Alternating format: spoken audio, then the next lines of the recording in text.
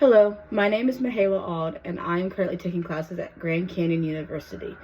Today, we are going to talk about phonology, morphology, syntax, semantics, and pragmatics. These terms are going to be covered throughout the video. First, phonology is the relationship between both letters and sounds. For example, it can help explain why certain words are different or they are related. Like, for example, the word happiness and happy, or intelligent and intelligent. Those words both are meaning the same exact thing, but they also have different meanings to the words. The next one we're going to cover is morphology, which is the study of how words are put together.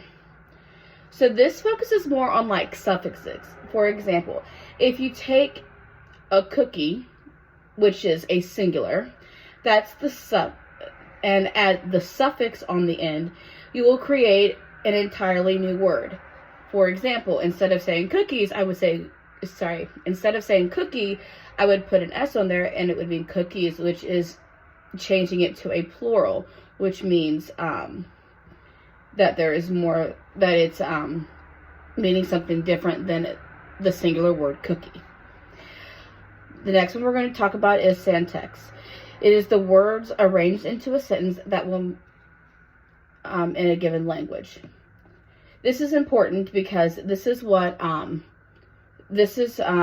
students are able to understand what's needed in a sentence. For example, periods, exclamation point, question marks, capital letter in the beginning of your sentence, spaces in between, those kind of little things, like for early childhood, is what they need to learn in their era.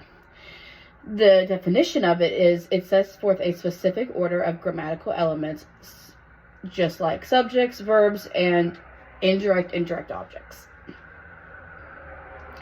The next one I'm going to cover is semantics. It is the study of words, phrases, signs, and other kinds of symbols.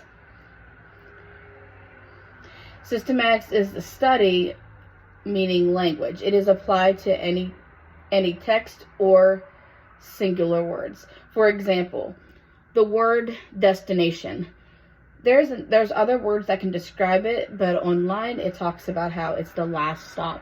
It's still meaning the same words. It's kind of like a multiple meaning word, but it's a word that it's meaning the same thing as destination, just like last stop.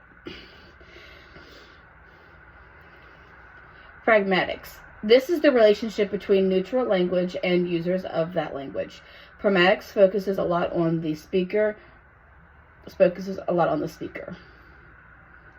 An example of this is if one person was asked, "What would you like to eat?" and another person responds to the question saying, "Ice cream is great for this time of year." That means they didn't specifically say that yes, they wanted ice cream, but what they were trying to imply was that it was still answering the question, but it wasn't a direct answer to the question. Literacy development plays a significant part in a student's development overall. It helps the students express, interpret, and share their feelings. It also improves their ability to connect with one another and to the text.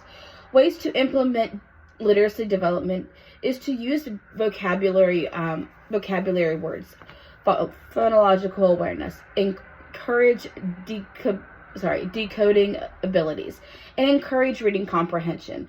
The ways that you can do that in your classroom is, for example, each and every week in our school, our teacher always, every single time she reads a book, she introduces a new word, or she tries to ask students if they don't know a word, then that's the new vocabulary word that they learn. Sometimes they learn one, and then sometimes they learn five. It just depends on what's going on, not only in the story, but it depends on on how many different kinds of words that the book has. Another way that you can implement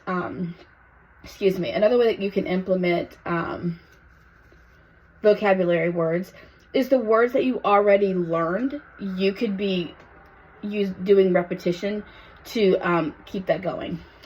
Early childhood students who have trouble with linguistic components can benefit from instructional practices, but it's important that teachers make sure that they know what level that they need to know the certain level of what they can handle before they give a specific lesson.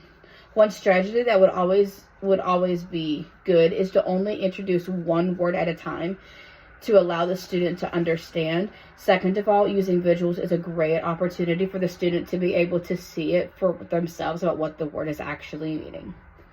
Thank you so much for listening to my webinar, and I hope you have a great rest of your day.